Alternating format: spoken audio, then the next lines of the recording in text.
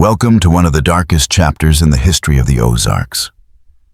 Before we begin, let us know in the comments where you're watching from and what time of day or night you're tuning in. It's always fascinating to see how far these stories travel. The year was 1862. The Civil War was tearing the nation apart. But deep in the Ozark Mountains, another kind of horror was unfolding, one that would vanish from memory for nearly 100 years. This isn't a story of battlefield glory or political intrigue, but of a shadow that grew unchecked in isolation, far from the reach of law and order. What you're about to hear is pieced together from courthouse archives, military reports, newspaper fragments, personal journals, and scattered artifacts that researchers at Missouri State University finally assembled in 1963. Some names have been changed out of respect for descendants still living in the region, but the locations and timeline remain, as the records describe. Life in the Ozarks during 1862 was fragile and unsettled. The rugged hills had always bred a spirit of independence and suspicion of outsiders. When the war broke out, the region became even more cut off, torn between Union and Confederate loyalties. Neighbors who once broke bread together now watched each other with distrust. Army patrols from both sides swept through seizing supplies and questioning allegiances. The dirt roads leading from Springfield through scattered mountain settlements became dangerous corridors where travelers risked ambush or worse. Tiny County sat at the heart of this turmoil. Its county seat, Forsyth, had been burned during military operations in 1861, leaving government in ruins. With the sheriff and most deputies off fighting in the war, law enforcement collapsed. Court records from the time barely survived, reduced to hurried notes carried from place to place, as officials fled whichever army happened to be closing in. Within this vacuum of power, predators found the perfect ground to operate unseen. According to land deeds reviewed in the 1960s, a man named Ezekiel Holloway bought a 160-acre spread along the White River in 1848. The property lay at a strategic point where the Springfield Road dipped south toward Arkansas, about 23 miles below Springfield, near present-day Forsyth. The price was unusually high, as noted years later in a 1964 monograph by Dr. Eleanor Whitfield, raising suspicions about how the Holloways could afford it, given their modest roots in eastern Tennessee. That mystery would later be seen as the first clue that the family's fortune wasn't earned honestly. The Holloway homestead itself was far from humble. It boasted a large two-story log house with a stone chimney, a sturdy smokehouse of river rock, a barn big enough to stable 8 horses, and a cluster of smaller outbuildings forming a half circle around a central yard. By 1859, tax assessments placed its value well above neighboring farms, suggesting the Holloways enjoyed unusual prosperity, despite contributing little to the local economy. Dr. Whitfield noted something unusual in her research. For a farm of its size and wealth, there were no records of the Holloways ever selling livestock or crops in proportion to their land. That gap in the record, overlooked at the time, would later take on a disturbing meaning once the family's secrets came to light. The Holloways themselves were a sizable household. Ezekiel, about 53 in 1862, was listed as head of the family. His wife Martha was in her mid-40s and believed to be his second wife, though no trace of his first marriage has ever surfaced. The children included Jeremiah, age 26, Silas, 23, Caleb, 17, Ruth, 19, and Esther, 15. Census notes suggest Martha may have been stepmother to the older children, but all were identified publicly as Ezekiel's. In their early years in Missouri, the family appeared in Baptist church records near Forsyth, but their names abruptly disappear from the congregation's rolls after 1850. A ledger entry hints at concerns about their absence, though no explanation was recorded. This pattern, joining a community only to retreat into isolation, would become a recurring theme wherever they lived.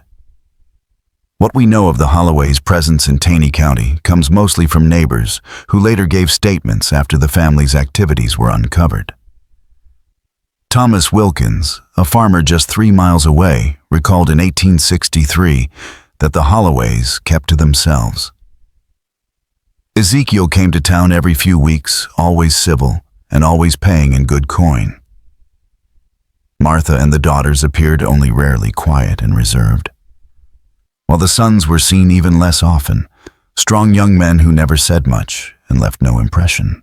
Another neighbor, Sarah Thornton, whose husband ran a general store in Forsyth, offered a different perspective in a letter to her sister, discovered in 1959. She wrote that Ezekiel visited monthly with silver in hand, but she had seen Martha only twice in 5 years, describing her as a thin, severe woman whose daughters clung close, eyes downcast. Thornton admitted she was unsettled by the Holloways, remarking that despite their fine farm, they never brought goods to trade as other families did. "Something in the old man's gaze," she wrote, "makes me uneasy. I am not sorry they live at some distance from town."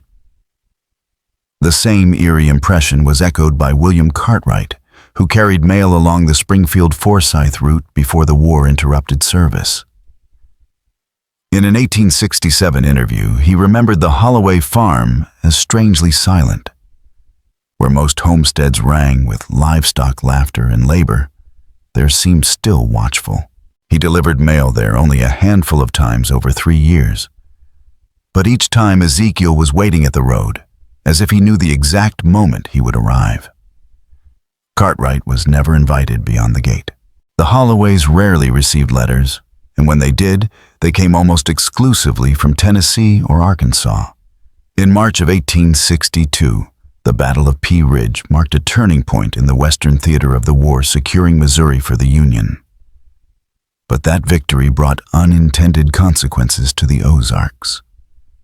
Troops, refugees, and displaced families now flooded the roads, and one of the busiest routes ran straight past the Holloway farm. Supply wagons rumbled by daily. Stragglers, deserters, and frightened families traveled the same dirt road, hoping to find safety or reunite with loved ones. It was in this unsettled spring that the first disappearances were recorded. Taney County records show that between April and November of 1862, at least 17 people vanished along the 20-mile stretch of road that cut past the Holloway property. The reports are brief, just names, dates, and last known locations. A sheriff's note from June 12th mentions a missing traveler near the White River crossing, but adds that with the present hostilities, investigation must be deferred. Union correspondence uncovered a century later in federal archives also alluded to suspicious circumstances in the area.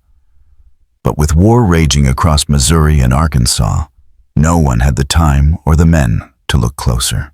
Among the first reported missing was Jonathan Myers, a 42-year-old Springfield merchant.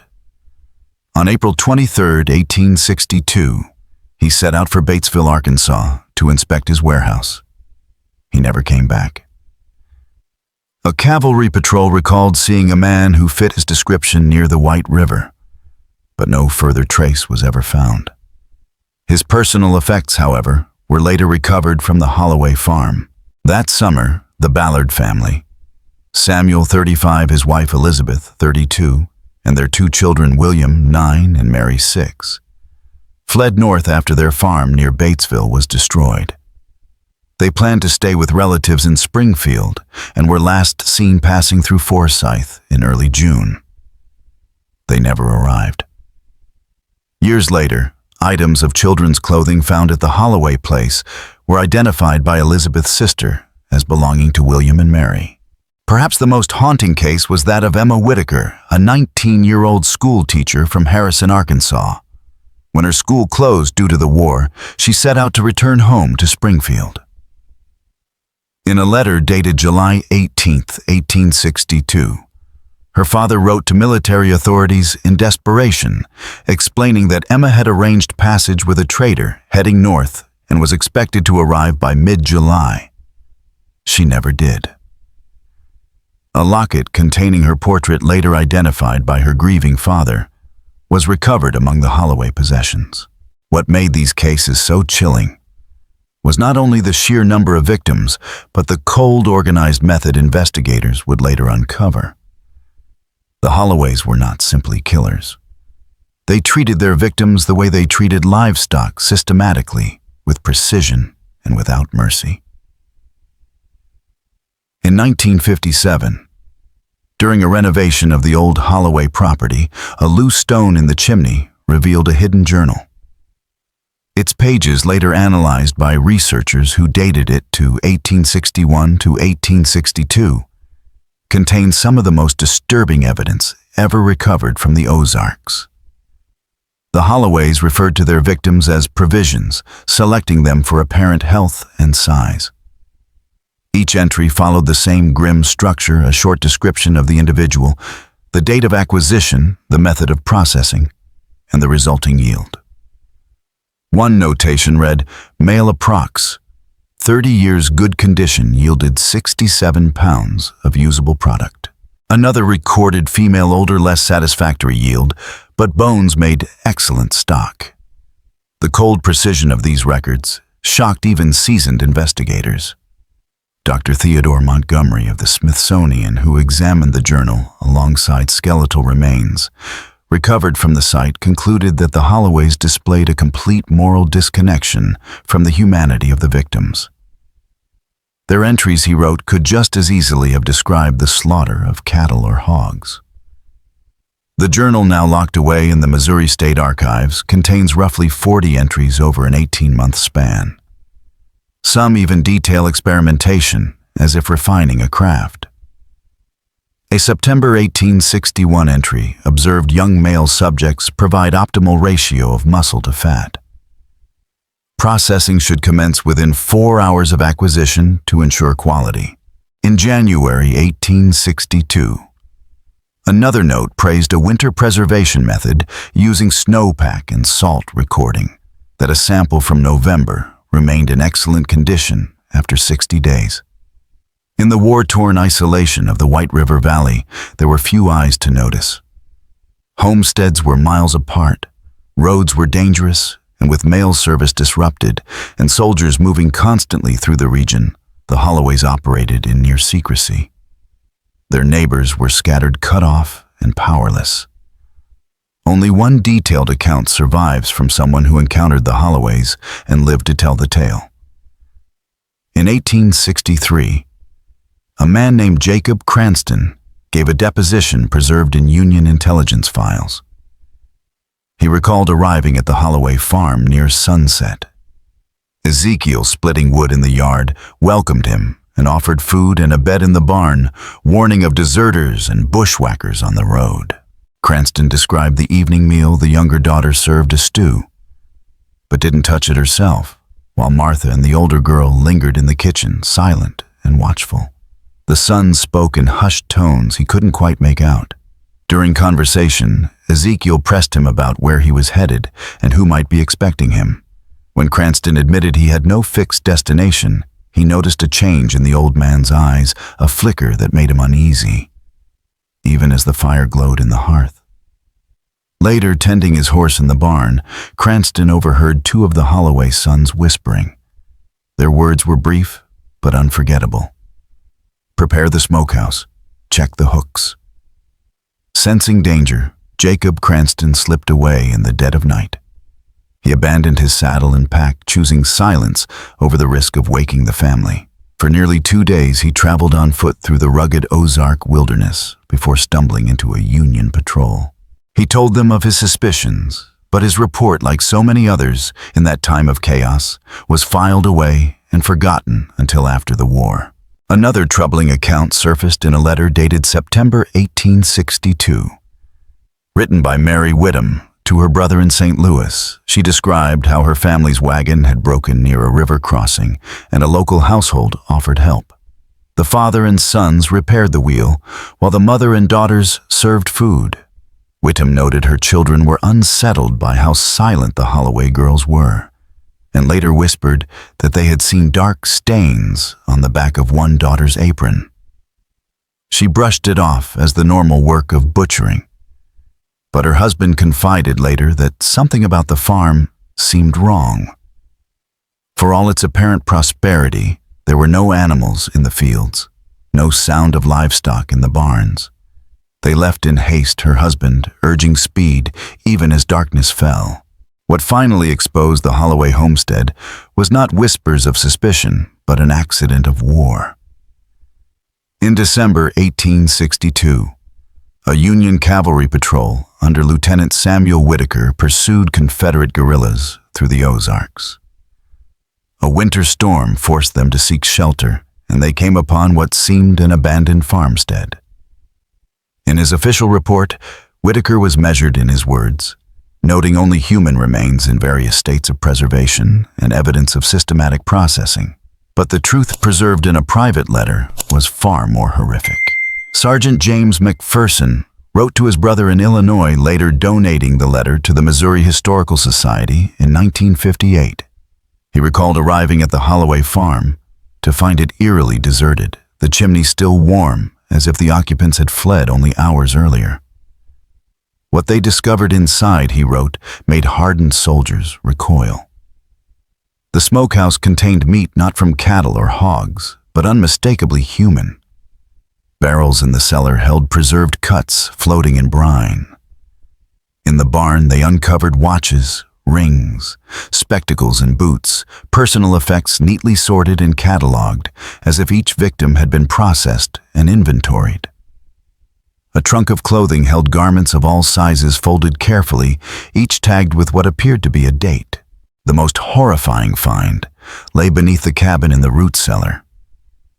Bones stacked like firewood, some split open to extract the marrow. By McPherson's count, at least 9 individuals, though likely more. A massive copper kettle stood in one corner, its interior stained in ways he refused to describe. Along the walls hung saws, knives, and cleavers, each sharpened, cleaned, and hung in perfect order. One soldier, who had once worked in his father's butcher shop, whispered with revulsion that the tools were arranged exactly as they would be in a professional slaughterhouse. Private Thomas Jenkins, one of the soldiers in Whitaker's patrol, left behind perhaps the most haunting account of all. In a journal entry dated December 19, 1862, he wrote, "What we found in that place has destroyed my faith in the inherent goodness of mankind." Beyond the tools and bones already noted by his comrades, Jenkins described a small chamber adjoining the cellar. Iron rings were set into the stone wall chains still dangling. In the center of the floor, a drain led to a covered pit just outside the foundation. Every detail suggested deliberate planning, as if the Holloways had designed the room with one purpose in mind: efficient preparation of human beings, the way a farmer might process livestock. Jenkins concluded grimly that this cold, methodical arrangement was far more horrifying than any sudden act of battlefield violence he had witnessed. The Army's response was shaped by necessity. With Confederate guerrillas still active in the area, the patrol gathered what evidence they could carry, among it the ledger and several personal effects believed to belong to missing travelers, then set the buildings ablaze. Lieutenant Whitaker's official report closed with a sober recommendation once the war was over. He wrote a full investigation should be made to determine the scale of the atrocities committed at the site. That investigation would not come for almost 100 years. The Holloways themselves vanished into the fog of war. With Missouri consumed by brutal guerrilla fighting, the attention of both military and civilian authorities turned to larger battles and more immediate threats. In the chaos, the Holloways became just another name, scribbled in the margins of overflowing ledgers. A few reports flickered across the record in later years. A family resembling them, spotted in southern Arkansas in 1864, whispers of disappearances near Shreveport in 1866, but nothing conclusive. A wanted notice published in the Arkansas Gazette in July 1865 described Ezekiel Holloway and his family, offering a reward for information. They were wanted for questioning regarding disappearances, but no responses were ever recorded.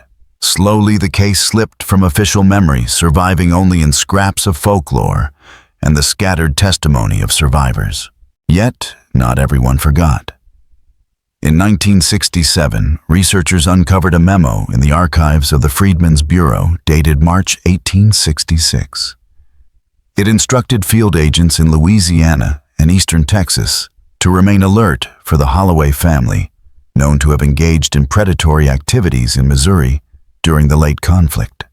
The description matched Ezekiel, a tall, gaunt man with a gray beard and an unfeeling gaze, accompanied by a wife, 3 sons and 2 daughters.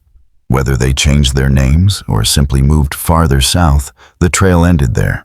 No follow-up reports have ever been found. The immediate aftermath of the discovery at the Holloway place can only be pieced together from fragmentary correspondence. Colonel William McDowell, commanding Union forces in Springfield, acknowledged Whitaker's report in a dispatch, writing that the atrocities are of such a nature as to warrant investigation, but current exigencies preclude allocation of resources to civilian criminal matters, however heinous. Brigadier General James Totten echoed the sentiment in a January 1863 letter to the Provost Marshal in St. Louis. Amid countless reports of war crimes and lawlessness, Totten wrote, "Whitaker's account stands out as particularly disturbing." Even so, no investigation followed. Lieutenant Whitaker had urged civilian authorities to pursue the matter if the Holloways were ever apprehended. But no such effort was ever made. By early 1863, Missouri was reeling from the aftermath of the Battle of Prairie Grove. Civilian government had crumbled, and the Provost Marshal's office in Yausant, Louis, overwhelmed with cases tied directly to the war, simply filed the Holloway report away. For nearly a century, the case remained buried in obscurity. It wasn't until 1961 that the story returned to light.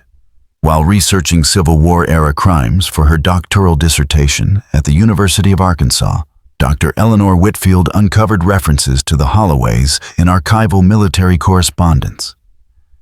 At first, she viewed the case as little more than an extreme example of wartime lawlessness. But as she followed the trail, Whitfield became convinced the family's crimes were far greater than the scattered records suggested. In a 1962 interview for the Arkansas Historical Quarterly, she explained, "What began as a footnote in my broader study of Civil War criminality gradually emerged as something much more significant. The Holloway case shows how completely moral structures can collapse under certain conditions.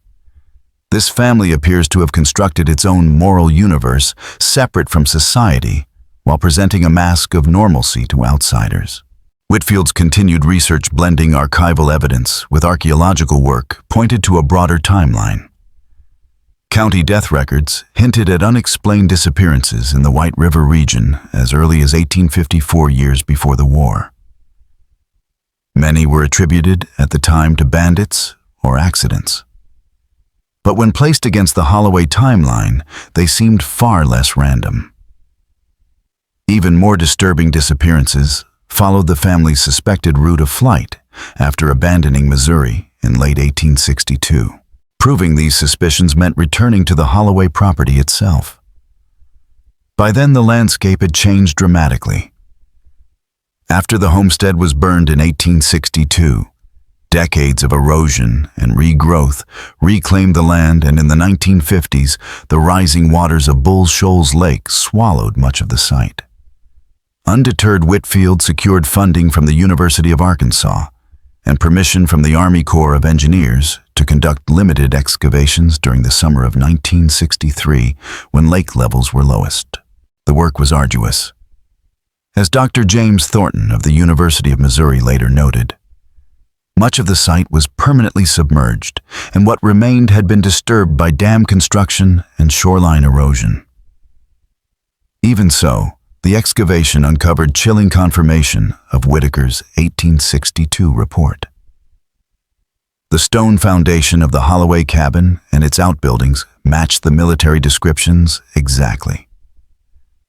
The root cellar was still intact, complete with the drainage system described by Private Jenkins.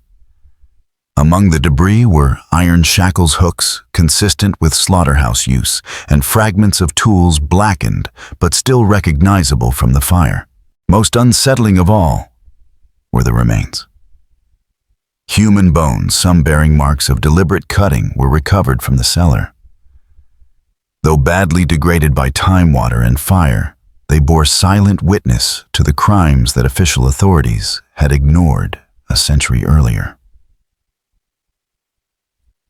Excavations at the Holloway site ultimately yielded bone fragments from at least 23 individuals recovered from the root cellar and smokehouse remains.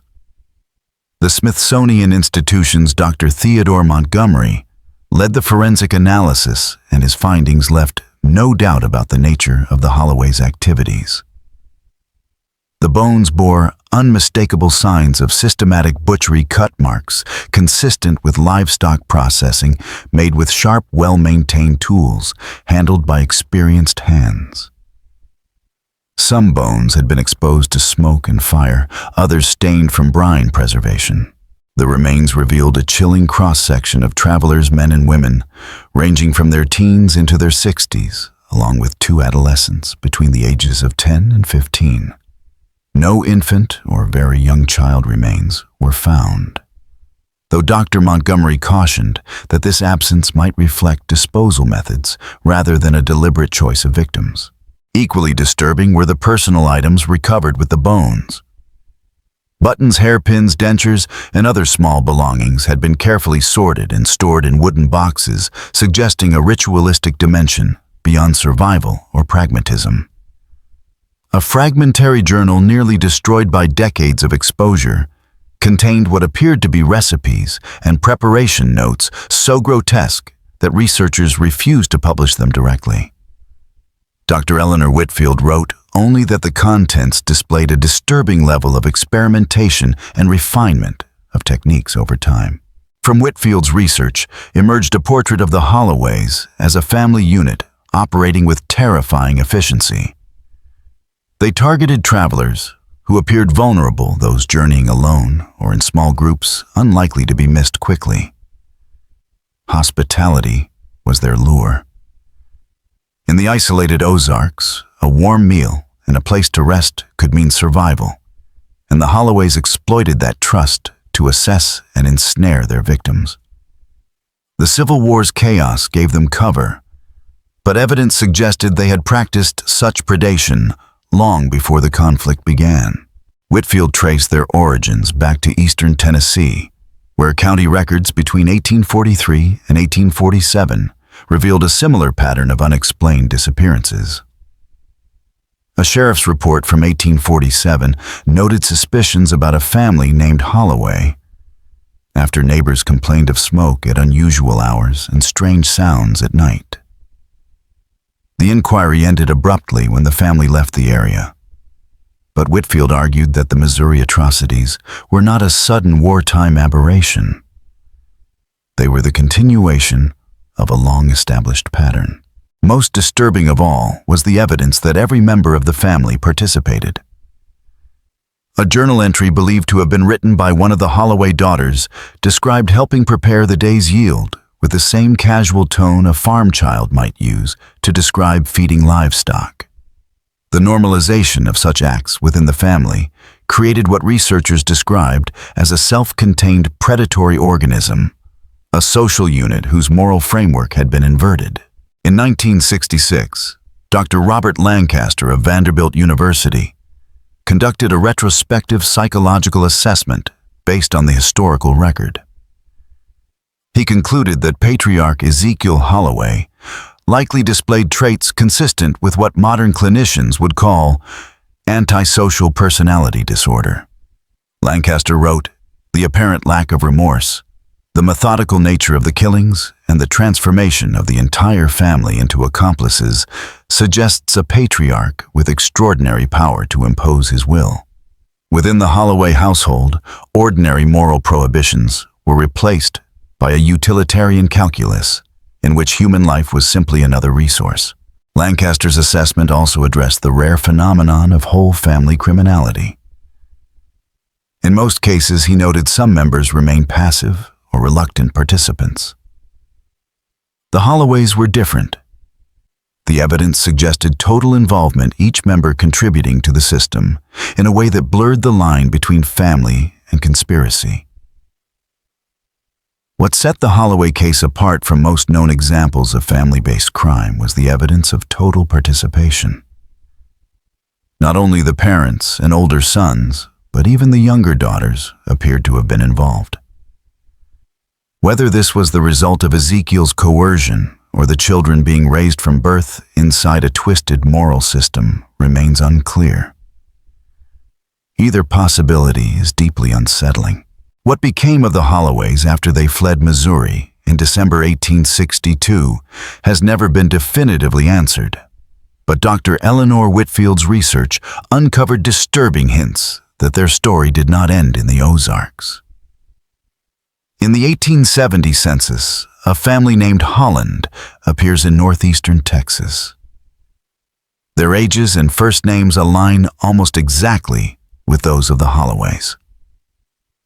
Around the same time, local newspapers carried scattered reports of travelers disappearing under mysterious circumstances in that very region. A Bowie County Sheriff's report from October 1871 noted a troubling pattern. Several travelers had failed to reach their destinations after passing through the northeastern part of the county, the same area where the Holland family had recently settled on an isolated farm. Whitfield pointed out the familiar sequence: an isolated homestead along a travel route, buildings featuring a root cellar and smokehouse, a brief period of surface-level integration with the community, followed by unexplained disappearances that drew little attention because the victims were transient. Further evidence emerged in 1965 when the Arkansas Historical Society received a collection of letters belonging to William Burnett, a Confederate veteran. One letter dated July 1867 described an encounter with a strange family recently arrived from Missouri who pressed him to join them for supper. Burnett declined, writing that he felt unsettled by the way they looked at me, as if assessing a horse for purchase. His description of the patriarch, a tall, gaunt man with a long gray beard and cold eyes, matches accounts of Ezekiel Holloway. Burnett noted other unsettling details. The homestead supposedly new appeared suspiciously well established, complete with a large smokehouse. When Burnett showed interest in its construction, the eldest son blocked his approach. Stranger still, there were no cattle, no hogs, only 2 horses and a scattering of chickens. When Burnett inquired about the absence of stock, the old man replied that they had not yet had time to build their herds, but insisted they were adequately provisioned. Burnett admitted that something in his tone chilled him, and he chose to continue on his way, despite the gathering night. Perhaps the most tantalizing clue comes from the records of the Texas Rangers. In March 1873, Rangers investigated a family named Holloway living near the Sabine River. When they reached the property, they found it recently abandoned. Inside, they discovered what one report called evidence of practices inconsistent with legitimate farming or hunting. The Rangers described a large underground chamber containing suspicious implements and barrels filled with preserved material that a physician refused to identify definitively. The case was abruptly closed, the family vanished once again, and the trail went cold. The last solid piece of evidence in the Holloway saga surfaced in 1968, when construction crews widening Highway 63 near Hardy, Arkansas, unearthed a mass grave. Inside were the remains of at least 11 individuals. Forensic analysis by the Arkansas State Medical Examiner dated the bones to roughly 1867 to 1869. Disturbingly, many bore the same distinctive butchery marks first documented at the Holloway homestead in Missouri. Local property records revealed that a family named Holloway had briefly owned land near Hardy during that same period before disappearing once again. The investigation was quickly closed, officials citing the century that had passed the presumed death of all involved parties and the lack of a living suspect. Yet the echoes of Missouri were unmistakable. Dr. Malcolm Jenkins, who examined the remains, noted in his report that the precision of the cuts, the systematic disassembly, and even the preservation techniques were consistent with those attributed to the Holloways. His conclusion was stark. Either the same perpetrators had continued their work, or someone had replicated their grisly methods in chilling detail. This discovery near Hardy remains the final piece of concrete evidence linking the Holloways to active crimes. Beyond it, the trail grows more speculative, though not without tantalizing clues. In the mid-1870s, newspapers from eastern Texas reported a troubling pattern of disappearances near Jefferson, then a bustling river port. An article in the Marshall Republican from November 1874 described growing alarm as travelers vanished along the route between Jefferson and Shreveport, prompting calls for heavier patrols. One of the most intriguing finds came not from police archives, but from the records of the Texas State Asylum in Austin. In 1878, a patient identified only as CH was admitted suffering from what doctors described as acute melancholia and delusional claims. Among those claims was a confession that he had once belonged to a family of manhunters who preyed upon travelers at the edge of civilization. The patient died the following year, his true identity never confirmed. Dr. Eleanor Whitfield speculated that CH may have been Caleb Holloway, the youngest son who would have been in his early 30s at the time. But without definitive proof, the connection remains only conjecture. What ultimately drove the Holloways to such extremes remains unsolved. Some historians argue that the brutal isolation of frontier life, compounded by the moral collapse of civil war, created fertile ground for such horrors to grow unchecked. Others suggest something darker, that the Holloways were not a product of circumstance, but of a deeply entrenched family pathology, one that transformed ordinary survival skills into an intergenerational system of predation. Whatever the cause, the Holloway case remains one of the most chilling reminders of how fragile the boundaries of civilization can be.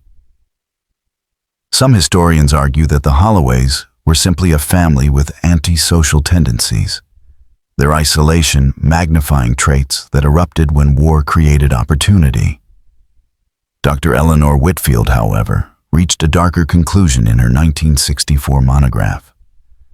She suggested the Holloways were not driven by madness or desperation, but by a cold pragmatism twisted into something monstrous. The Holloways appear to have decided that other humans were simply another resource to be harvested, she wrote. Their methodical approach, their record-keeping, their careful processing of remains, all suggest not frenzied violence, but a calculated decision that human life was a commodity.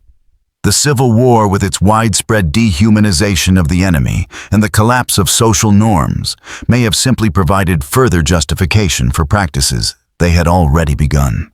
The impact on surrounding communities was profound, though rarely documented directly.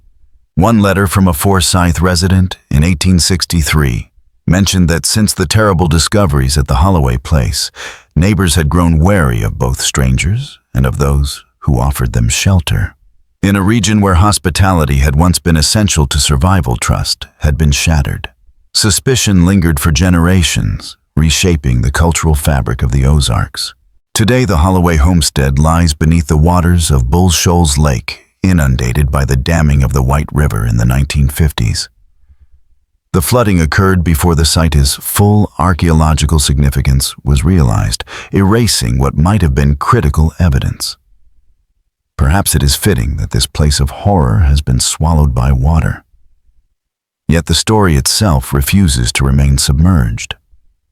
Fragmentary records, unearthed journals, and chilling details preserved in military reports still sketch a picture of methodical evil that unsettles our understanding of human nature.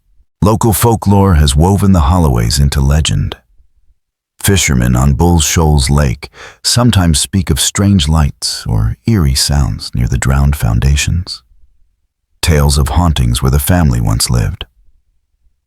Historians dismiss these as the natural attempt to process horror through the lens of the supernatural. The truth, they argue, is far more unsettling, that the Holloways were not ghosts, but people. Flesh and blood. Humans who made choices. Dr. James Thornton, who participated in the excavation of the site in the 1960s, summarized it best in a 1967 article.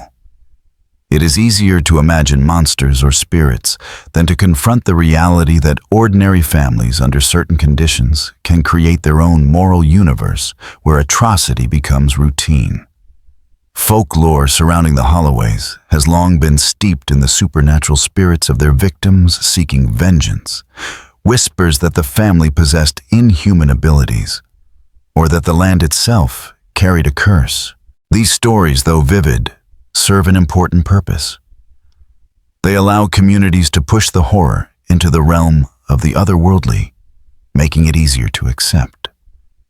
Because the alternative, the truth recorded in ledger's bones and testimony, is that the Holloways were not monsters in the supernatural sense, but ordinary people who crossed a line and never returned.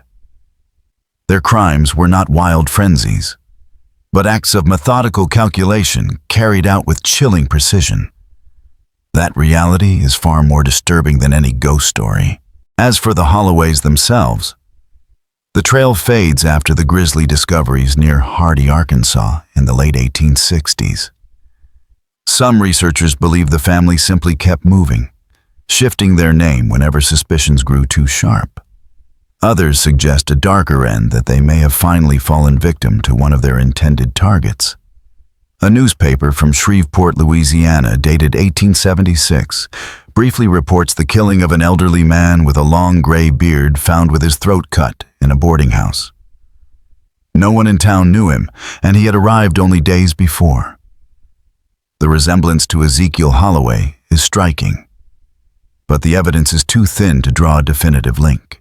Dr. Eleanor Whitfield, in her final paper published shortly before her death in 1967, offered a different possibility. She suggested the family may have ultimately scattered the younger members, slipping into other communities, their past buried and unspoken. Census records from 1880 show individuals with matching first names and ages spread across Texas, Arkansas, and Louisiana. Whether these were truly the Holloways or only coincidence may never be known. Without DNA evidence, no definitive connections can ever be drawn. But as Dr. Eleanor Whitfield once wrote, perhaps the most disturbing possibility is that descendants of the Holloways live among us, still carrying the genetic legacy, if not the practices, of one of America's most methodical, predatory families. A final chilling note surfaced in 1968 at a nursing home in Texarkana. An elderly woman admitted under the name Elizabeth Harrison began during episodes of dementia to speak of helping her father in the smokehouse and processing the travelers. Staff reported these statements, but when lucid, the woman denied them, refusing to discuss her past. Some researchers suspected she might have been Esther Holloway, the youngest daughter. Efforts to verify her identity proved inconclusive, and she died in early 1969 before an interview could be conducted. Whether she truly was Esther or simply a woman echoing local folklore will never be known. With her death, the trail of the Holloways faded into silence. Their ultimate fate remains as murky as the waters of Bull Shoals Lake that now cover the site of their crimes. The Missouri State Archives still lists the Holloway case as technically unsolved, though all participants are presumed long dead. Yet the Holloway legacy endures not in conviction or confession, but in what it reveals about the fragility of civilization. In the isolated Ozarks, with society fractured by war, the Holloways built a private moral universe where human life was reduced to resource. Their story is preserved only in fragments, military reports scribbled in the margins of larger concerns, land deeds that mark ownership without context, bones and tools unearthed long after the fact. And perhaps that fragmentary nature makes the case all the more unsettling. The missing pieces invite the imagination to fill the void, often with horrors greater than the documented truth. The Ozarks of today bear little resemblance to the frontier of 1862. Roads now wind easily through once impenetrable hills. Tourists gather at lakes formed by dams. The isolation that sheltered the Holloways has largely disappeared. And yet travelers still report unease on lonely stretches of road after dark. Folklore says it is the spirits of their victims that haunt these woods. But perhaps what lingers here is not supernatural at all. It is the knowledge that such cold, calculated evil once thrived behind the mask of frontier hospitality. As one elderly resident of Taney County told Dr. Whitfield during her research, "Some stories ain't meant to be forgotten, even when they curdle your blood to hear them. The Holloways are gone, but remembering what they did might just make folks a bit more careful about who they trust and where they stop when traveling these hills." The Holloway case stands as one of America's darkest historical reminders that sometimes an open door, a warm meal, and a friendly smile can conceal intentions more terrifying than any ghost story.